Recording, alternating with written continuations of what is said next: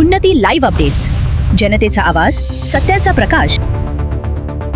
Parli one विभागात लाखो रुपयांचा वृक्षारोपण घोटाळा, नियम धाब्यावर, निसर्गाची हानी आणि बनावट काम।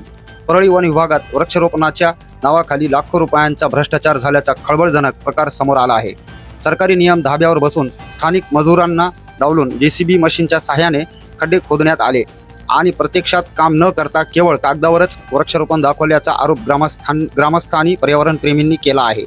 अंबेजोगाई वन परिक्षेत्रातील अंबलवाडी भाग 2 येथील 40 हेक्टर जमिनीवर 64,000 झाडे लावणे बंधनकारक होते। मात्र नवीन टेंडर हडपण्यासाठी वन विभागाने तिथली हजारो जिवंत व हिरवीगार झाडे JCBने उखळून टाकली आणि नवीन रोपे बेवारस सोडून दिली।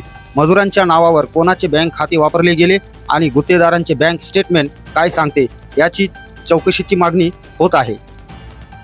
वर्ष 2025-26 मधील लागवड आणि सध्या जिवंत असलेल्या झाडांची कोणतीही अधिकृत आकडेवारी अधिकारी देत नाहीत। मुकुंदराज वॉच टॉवर परिसर, शेपवाडी, तळणी आणि मांडवा परिसरातील लाखो रुपयांच्या निधीच्या वापराबाबत संशय असून शिशे खांदा विशेष खुदाई नियमांचेही सर्रास उल्लंघन झाले आहे।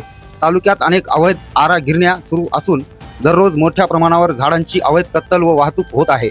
वन विभागाच्या ढिसाळ कारभारामुळे अधिकाऱ्यांचे लाकूड माफियांशी साटेलोटे असल्याचा संशय व्यक्त होत आहे। वन परिक्षेत्र अधिकारी हे केवळ AC कॅबिनमध्ये बसून कारभार पाहत असून त्यांनी कधीही घटनास्थळी जाऊन पाहणी केली नाही, असा थेट आरोप नागरिकांनी केला आहे। या संपूर्ण प्रकरणाची वनमंत्री कार्यालय, बीड जिल्हाधिकारी आणि छत्रपती संभाजीनगरच्या संयुक्त आयुक्तामार्फत उच्चस्तरीय चौकशी करून दोषीवर फौजदारी गुन्हे दाखल करावेत, अन्यथा उग्र आंदोलन छेडण्याचा इशारा परळीतील जनतेने दिला आहे।